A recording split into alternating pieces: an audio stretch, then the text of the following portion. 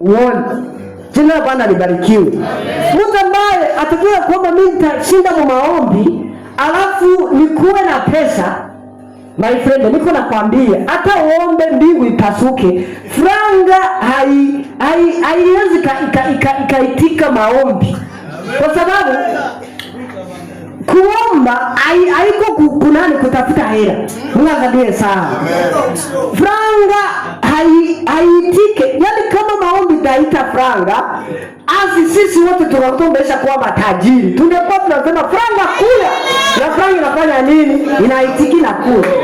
Franga inaitika kazi ambayo imefanyika. Mungu asaidie sana. Kwa sababu franga ni resulta ya kitu ambacho watu waliona value ndani yako. Kama unaombea mtu unaona kupatia franga, haiko kwa sababu ulimuombea ulifanya ile maombi. No, sema fenke ulifanya ile kazi ya kumuombea, naye anaona value ndani yako. Ile franga sasa itaenda kufuata value. KGB TV ijuzi kangura muri Afrika.